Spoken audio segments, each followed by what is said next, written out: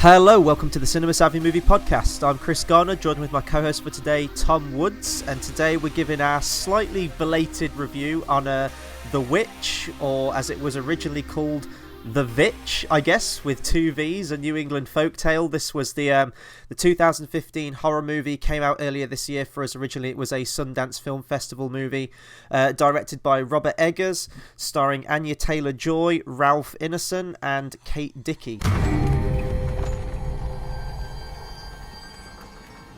What went we out into this wilderness to find? Leaving our country, kindred, our fathers' houses. For what? For the kingdom of God. Let us pray.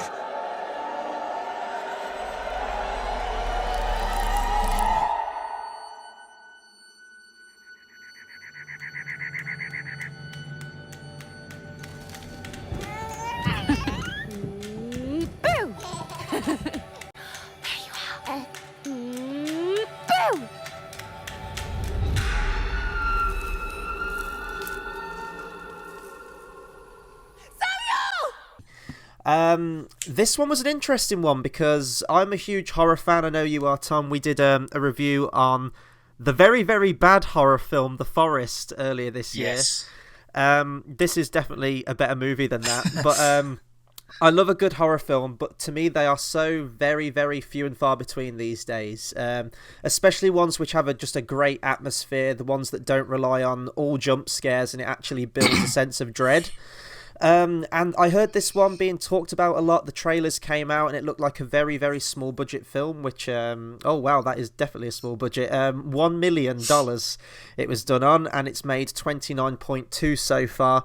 And it looked interesting. I liked the time period it was set in. Reviews were coming out. Some people were complaining about the how the dialogue is given. It's in very old English, oldie-worldy dialect. Yeah, that's something we'll get into, but I will just say at the beginning I completely disagree with that. But just that, like, the whole look and feel of it was something I haven't really seen a whole lot with horror movies. And we'll go into overall opinions just to kick off, I guess. I don't know what to make of it. There was definitely a lot of things I liked in this movie. But I think sort of how it ultimately pans out, it does turn into just a cliched, run-of-the-mill horror movie. I would agree. However, I really, really enjoyed it. I mean, I found it to be very, very tense and very atmospheric, especially in the early parts of the film where you didn't quite know what was going on or what was causing all this sort of mayhem. It's not the type of film you think of as being jump scare, which I think is just a staple of modern horror, and I think it really works as an atmospheric piece. It builds atmosphere very well, and it is very scary in the fact that it's a very dark movie. There's not a lot of light. It's all about isolation and how isolation brings with it certain what's the word I'm looking for? My mind has gone blank. It's just like the whole yeah. It brings with it certain suspicions. That's what I was trying to get at. Yeah. Never live in the 1600s. No. So the plot of this off IMDb is a family in 1630s New England is torn apart by the forces of witchcraft, black magic, and possession, and that's pretty good summation, I think, of the whole movie. But for a directorial debut, this is really quite impressive. Just how they were able to recreate this time period. There was never any moment where I felt that this was sort of like a really bad Renaissance fair kind of interpretation of it. I was just completely in this time period, and damn religion, you scary. Just the lifestyle that this kind of family would lead. I like how it built up at the start. Oh, by the way, I should say that this is a spoiler-free section, and we'll warn you when we get to spoilers, so we're not going to give anything away. But at the start, I don't know if you had this feeling. It felt like, I guess it's what you were just saying about, is this lifestyle just making these people think this is going on and nothing is actually happening. Yeah, that's I think that really is the case for the first maybe 2/3 of the film. Yeah. But and then it to me it just sort of kind of goes into a run of the mill horror, but it is very these the first 2/3 I thought were really brilliant at setting up that kind of idea of is this actually going on? And it does stick to it, kind of. But no, it does build a good atmosphere. I keep using the word atmosphere, but this is something I really like in horror films, which is where you build up tension so much that usually at the end of a tense moment in a horror film, you usually get a big sort of jump scare like that. Yeah. But in this, it just builds and builds and builds, and it does make you kind of claw the seat at what's going to happen, and sometimes with no payoff, which I actually quite like. Yeah, that's a point I was going to bring up, actually, is that this is definitely a slow burn horror movie. Most of the entire movie, in fact, is all a slow burn. And it's sort of what you were just saying there. There is very little payoff in this movie, and I don't know. I think that's going to be the main factor that will put a few people off this movie, in all honesty. Like, I've seen people that went to see this movie and really didn't like it, mostly down to the dialogue, how they converse in the movie in the Old English, which really wasn't a problem for me. I could understand everything they were saying. And the pacing, they just found it incredibly boring, and I can see that with people that may be more used to your typical run-of-the-mill horror films. I knew what kind of movie I was basically going to get with this. Like, I'd watched reviews before, they'd said it was a very slow burn, and to be honest, slow burn horror films are my favourite kind of horrors. The Shining is my favourite horror film of all time, and for most of that, mostly the first half, it just builds this really uneasy sense of eeriness and just the haunting quality to it, and I thought this film did the same as well. You've got a very creepy colour palette to the movie. It's very drained. It's almost black and white in some aspects. It's very, very desaturated. Then you've got the creepy atmosphere of the farm and the forest and everything like that. So atmosphere is key in this movie, and I do think that it does achieve that. There are some parts in the movie where they may have been slightly unintentionally funny. Honestly, there wasn't that many people in the audience I went to see this with. There were probably about 4 others, and sort of overhearing them when the film finished, they went like, yeah, it was okay, but I don't think anyone was really scared at it. There were a few bits that... Yeah, there were... For me, personally, I thought there was a lot of creepy imagery in the movie, which I really love. I love some good creepy imagery. And there were probably 1 or 2 scenes where I was genuinely uncomfortable at. I thought I was going to be incredibly scared at this movie when I first got there, because even for most of the way into the trailers, I was the only person in the whole cinema.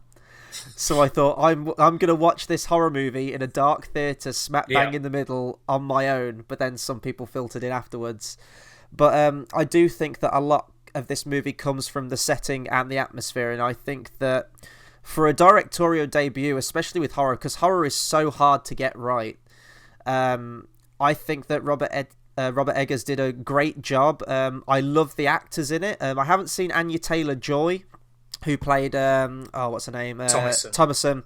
I haven't seen her in anything before. I think she's a relative newcomer, but I thought she handled the material very well. She was a very believable actress in it. And Ralph Ineson and Kate Dickie, both of which have been in Game of Thrones before. I think they're brilliant actors. I think both of them are like Shakespearean actors as well. I think they've done a lot of that, and you could definitely see that mechanic with the two of them, I thought, throughout. And I thought they were probably the standouts of the whole film. Oh, yeah. And just going back to the way they talk, I can see why it would be an issue if someone isn't used to that kind of way of speaking. But to be quite honest, I don't know how factually accurate it is, but it seemed to me like it would have been the sort of way that these people spoke back then. Yeah. And if you are going for historically accurate, then you need to include it, really. especially for the time period and the sort of sense of isolation that it brings. But I do think the actors are very, very good in it. Especially the annoying little kids. Oh God, yeah, we're gonna have to bring that up. Yeah, but also, in my cinema when everyone was watching it, it was very quiet, extremely quiet, and people I think were hesitant at the beginning. I know I certainly was. Didn't really know what I was kind of getting myself into. I didn't see any of the trailers for it. So maybe I was a bit hesitant at the start. But eventually when things sort of calmed down a little bit, or when it got about 10 minutes in, people really sort of started to pay attention. And I think that's a good staple, because it just proves the fact that people will sit down and watch a slow burn horror film and not just go into, say, big, loud, dumb killer chases you around a house sort of horror. I really enjoyed it. Really, really, really. I didn't expect to come out saying I really enjoyed it. To be honest, I thought I was going to sort of sit down and go, okay, this is slow burner. This is very methodically paced, but it was okay. I ended up coming out and going, wow. It really it did stick with me a few hours after I saw it, because I saw it in the middle of the afternoon, which is kind of, I think, the worst possible time of day to see a horror film, because it's completely bright outside and then you just go, carry on with your day. I loved it, but I do understand people's concerns about it. I do think that the slow pace of it might not be suitable for some people. Some people might get bored, and that's perfectly okay. But for me, it was something that I really enjoyed about the film. And it's a relatively short film as well, 93 minutes. I don't know whether the pace... There were some bits where I was kind of getting a little bit restless, where it does just kind of... It's scene after scene of just constant tension building, and you are waiting for that payoff. But I think that 93 minutes was a decent running time overall for it. One thing I want to bring up as well is the music, because in a horror film, music plays such an integral part of the tension and everything like that. And Mark Corvin did the soundtrack. I've just checked his discography. There's nothing I particularly know of his work before, but I loved the music in this movie. It very much drifts in and out of the film. It's not constantly there, and it picks its moments in which it comes in, but there's bits where they're in the forest and the music comes in. It's immensely creepy, and I don't want to go into spoilers just yet, but there's a scene with the witch in the forest where it is very, very uneasy to watch. Really, really haunting imagery in that scene. So before we give our overall thoughts, we'll just give positives and negatives, and then afterwards we'll go into spoilers. So, Tom, any other positives or negatives that we haven't discussed already? Another positive is I suppose the music for it, and you said it was very creepy and atmospheric. It kind of also builds up to the fact that you're thinking it might go into a big loud jump scare, but it doesn't. Yeah. And it just sort of peters off, but the music really adds to the tension. Another negative, I really can't think of. It's one of those films where I could probably, if I think about it quite a lot and just not sort of talk off the cuff about it, I could find more negatives about it. But I do believe that the pacing might be an issue for some people, and I can't understand sort of. If you don't like the way that Shakespearean language, then you're probably not going to be invested in the film at all. That's probably... they weren't negatives for me, but I can see why they'd be negatives for other people. Yeah, no, absolutely. And I've watched quite a few reviews on this movie of reviewers from the US, and they've all pretty much said that they've had a really, really hard time following the dialogue. I mean, it's not just the actual language itself, how it's very, very different. It's very hither and thee and thou and all stuff like that, but it also is the very thick British accents in this as well. I can understand that definitely being a problem for people overseas, but positives for me, I loved the sense of isolation in this movie. Again, going back to The Shining, like in that movie with the Overlook Hotel, you've just got this one family in this really creepy environment. You get that with this family in this. It's a very believable family, I think. It's definitely a very religious and God-fearing family, and I love how that element sort of ramped up all throughout the movie and went just completely extreme towards the end of the stuff they do in this movie. I mean, that was a very just creepy in itself, how that can influence these people and all stuff like that.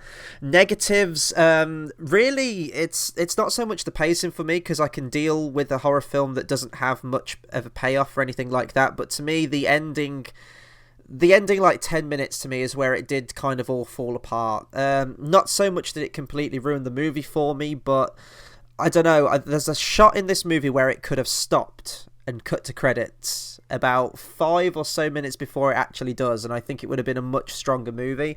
The last few minutes of the movie do get kind of ridiculous, and the final shot of this movie, I did find myself actually laughing very quite loudly at the screen.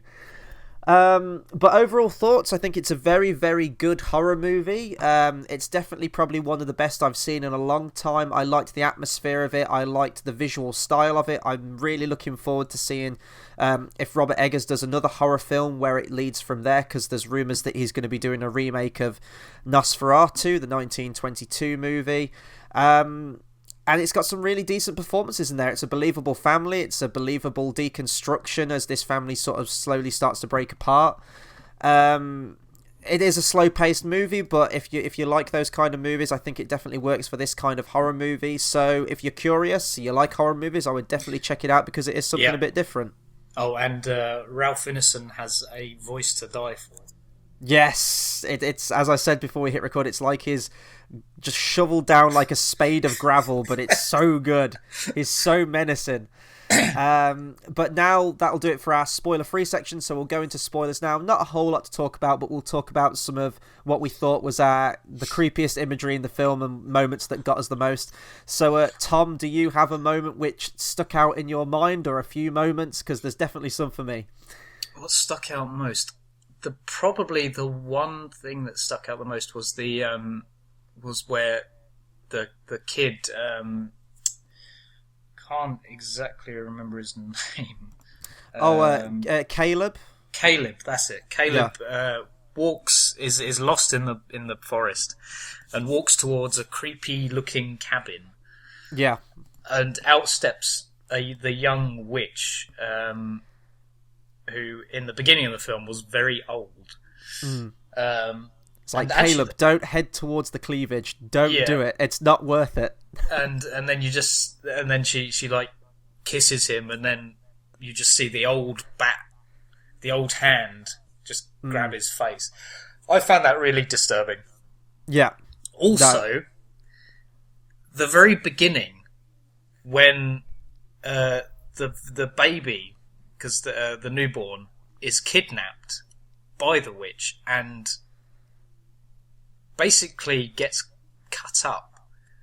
Yeah, that's the scene I was referring to earlier. Yeah, that was dreadful. I thought, geez, is it really going to go in this direction? That's sort of when I think people started really paying attention to it, because it just got so dark, and I do think that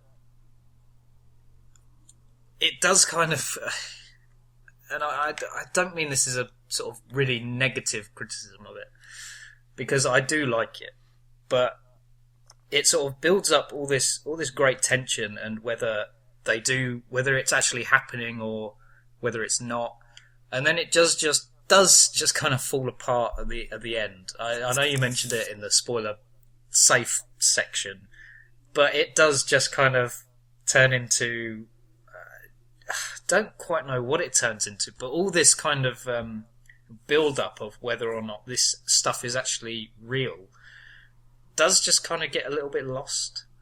Yeah, no, the whole film up until that point was incredibly subtle with it, and then at the end it was just completely at face value. Yeah. You see them hovering in the sky, and that was the Yeah. moment where I just burst out laughing. I was like, really? We're doing this? The bit where the goat turns into a living embodiment of the devil, like a guy, and throws a book down and gets her to sign it. That kind of stuff was the stuff I had a problem with, because up until that point you could just chalk it up to just a really just insanely devout religious family, secluded, no other interaction with anyone else, to the point where Caleb is considering an incestuous relationship with his sister. Oh yeah. Quite a number of occasions in this movie, actually. So I liked when it was that kind of mentality, where it was left up to your own imagination as to whether all this stuff was actually happening, or if it was just a massively paranoid family. Yeah. And then the ending, it does kind of devolve into your typical supernatural horror movie. Yeah, I mean, there was no doubt that there was a strange woman living in the woods. But Yeah. it was whether she was actually performing witchcraft or not. And I really did like that aspect of the film, and the whole goat thing. I thought the goat was fantastic in this movie. I loved it. Oh, what do they call him? Black Phillip, is it they call him? Yeah, Black Phillip. Absolutely stole the show for me. And the fact that I don't think there was any CGI on this goat at all. I think it was all just a real animal, and hats off to the animal trainer for this animal, because the stuff they have this animal doing is really weird and unnatural. Like the bit where it's like walking on its hind legs a little bit, and yeah, just you get that sense of unease as soon as you see this animal. There's a bit where I think the kids are standing next to it, and it's sort of it's standing there, but its head's off kilter a little bit. It's like really weirdly angled, and the bit where the dad gets really paranoid and locks them all in the barn with the goat, that was just horrible, and you can hear it breathing, and it just looks really unnatural. I love the goat in this movie. It was one of my favourite things. That was honestly, seeing the goat was one of the things that sold me in the trailer. I know you didn't see the trailers, but I was just seeing this goat, I was like, this animal looks amazing. I just want to go back really quickly to when you were talking about when we first see the witch and the dead baby thing. I was actually really surprised at how quickly they revealed the witch. I was expecting a whole mystery thing of where did the baby go, but immediately, like the next scene after, we see this witch in like the red cloak just running with the baby through the woods, and I was kind of surprised at how quickly they were getting to that. Yeah. And then the imagery where she's like mashing the baby. Well, she's like about to stab the baby, and then you see like a pestle and mortar, and it's just like mashing the baby up and then covering herself in the blood of it. I was like, oh my god, I don't think I've ever seen this level of disturbing imagery in a long time in a horror movie. What other scenes stuck out to me? There's the bit where because when any like horrific incident's about to happen, each member of the family gets some kind of weird haunting imagery, and there's one later on in the movie with Kate Dickey's character, the mother, where she sees the newborn that she lost to the witch at the beginning of the movie, and she sees it back in her arms again, so she starts to nurse the baby, and then the camera cuts back to what is actually happening, and it's a crow just pecking at her nipple, and it's horrible. It's absolutely great, and she's just kind of laughing as well. The moments that stick out to me most in this movie, although I don't completely love this movie, it's moments like that where I do congratulate this film in that it actually does some really nightmarish stuff with its imagery. I love the stuff where the people were in the woods. It was a very, very oppressive feeling. They even make a rabbit scary in this movie. How it keeps showing up. Yeah, they really do. What was just a question? What was the bit where you thought it ended like 5 minutes before it actually did? Okay, it's after basically Thomason's just killed her whole family, and she's walking around in a daze, and she just sort of sits at the table and like mulls over what she's done, and it's quite a lingering shot actually. It's just like a side angle shot. You just see her sitting at the table in stunned silence, all blood on this robe, and I thought if it just cuts to black here, that would be a good thought-provoking ending. And then obviously as the film continues, we get the more. It's immediately after that we get the whole spiritual stuff with the devil and. Well, I mean, it does. Going into the woods. It does cut to black, and it lingers on the cut to black for a very long time, and then you kind of think, is this the ending? Is it going to like end now? Which would have been a very, very thought-provoking idea, because was she the witch? Ooh. Yeah. Or whatever. Because they do play that question up all throughout the movie. There's a moment where Caleb's being possessed, and then the other two kids, the younger two siblings, they're just like having a fit on the floor, and you think that they might be the witch. So I liked that question that it was playing up, but then at the end it sort of just gives you the answer there, where she was the witch the whole time. That scene where Caleb's, where he sees Jesus. I can. It in a certain light, yes, but I think in the hands of a less competent director, it would have been even more farcical than it actually is. I was trying to hold back laughter in that scene, because as I said, it was a completely silent cinema, and if I was like with a crowd, say if I was with you, I would have just been bursting out laughing like we were at Batman v Superman at the ding ding ding line. Oh my god! I don't know if it was the performance of the kid. It's almost like he's achieving climax with God, and it's really just kind of awkward to watch. Oh, and the two irritating dweebs of children that. I love the scene where Thomason pretended to be the witch and was going to witch them. I was just like, please just do. I hate these kids. Oh, they're running around the house singing that song with the goat. No, like they're so irritating. But I think that's kind of the idea, that you want. I know they're just kids, but you kind of want bad things to happen to them because they're so irritating. I have a question about that, actually, because at the end, Thomason gets locked in the barn with the two little kids with the goats, and then at the end, when Thomason breaks out, she's covered in blood. We don't actually see the kids. What we do see is two dead bodies of lambs or of white goats. Now, I was thinking, is that meant to be a representation of the twins that died? Because it's at that moment where her dad comes out and sees that she's killed them, and then I think that's when the goat attacks him and gores him with the horns. But we never actually see the bodies of the two kids, so I was wondering, and how the shot's framed. This strikes me as a director that doesn't want to waste the frame. Everything in there means something, and we see two sort of limp, dead bodies of the sheep outside of the barn. So I'm wondering if that was some kind of.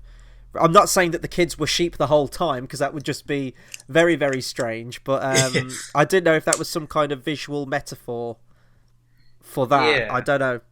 I'm unsure as well, to be perfectly honest. I think that's open to. I know it's kind of the thing to go to if you don't know what anything means, but it is open to interpretation. And I hate. Sometimes I just hate when a filmmaker just uses, it's open to interpretation. Yeah. But I think genuinely it is. You kind of make your own decision on that. There was a horror movie we watched together. I can't remember what it was, and it did exactly that. It really abruptly cut to black, and we were just like, no, you can't do that. You can't. No, actually, no, it wasn't a horror movie. I remember exactly what it was. It's when I dragged you to see Metallica Through the Never. Oh, and Christ mighty. You had the narrative thread throughout that movie, and it hits the ending, and it doesn't reveal anything. And that was the whole leave it up to the audience's interpretation.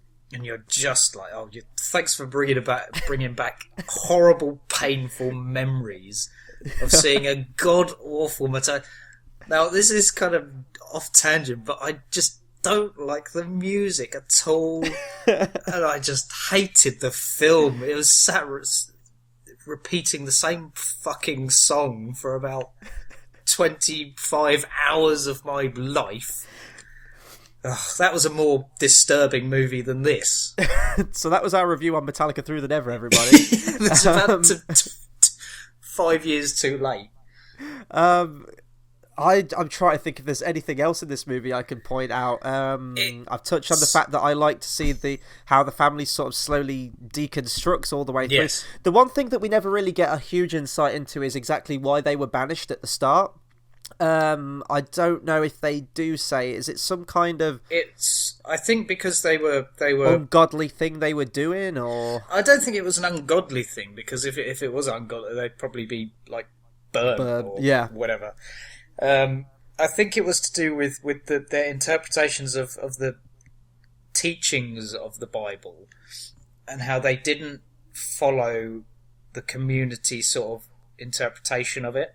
Right. That's kind of what I got from it. I'm not sure if that's 100% accurate, but that was kind of what I picked up on. And then they had to be banished. And yeah, it was. I didn't expect to like it as much as I did, but I did, and I thought it was probably one of the better ones I've seen this year. In fact, it was the only good one I saw this year. I was going to say, we've only seen that and the Forest, haven't we? Currently, yeah. For me, The Conjuring 2 will be the tell. I did a reaction to the new trailer yesterday, and I'm really liking the look of that. I loved the first one, so that will probably be my favourite horror film of the year. That's a much more mainstream one. This is very much an indie, low budget. As I said, it was at Toronto International Film Festival, Sundance, everything like that. But for what it is, I think it's a decent horror film. I would check it out. It has some great atmosphere. I think the journey is better than the destination, in all honesty, with this one. I would agree with that. I think I did kind of feel it got a bit farcical when she started levitating and was pretty much Jesus. Yeah. And then it did kind of get a bit ridiculous at that point. I mean, it was the final shot of the film, but it was just kind of a bit okay. Really going in this direction. Yeah, definitely. I think for a directorial debut, though, it's really quite impressive, especially for a horror movie. Robert Eggers. So I'm looking forward to seeing what this guy does in the future. Oh yeah, definitely. But as I said, it's not going to be one I'm going to be just come back to immediately. Like, this is one you have to rush out and see. I would say this is more of a curiosity, because that's what really brought me to the theatre to see this one. I was seeing reviews, and it was sort of like the talk of the town in the horror genre. I watched a few of the trailers, so it was curiosity. I went to see this. I don't think it disappointed. It's definitely a solid horror film. It does have its problems, but if you want a good slow burn horror film, something a bit different, I would definitely recommend that you check it out.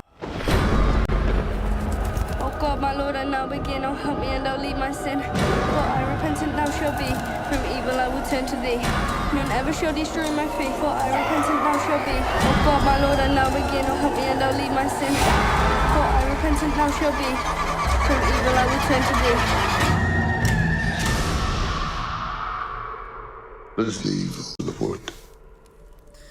So that was our review for The Witch. Be sure to comment, subscribe, let us know what you thought of The Witch. I know we're a little bit late on this one, so probably everyone's seen it and either forgotten about it or just moved on to other stuff, but let us know what you did think of The Witch. Is it up there in your favourite horror movies? What are some of your favourite horror movies? Please do let us know, because we love having a conversation in the comments with you guys. In terms of what's coming up on the channel, we're about to jump onto a live stream of Daredevil Series 2 review. Looking forward to talking about that. I know it's not something we usually do. We mostly focus on films, but we're making an exception with Daredevil because we love it so much and it's awesome.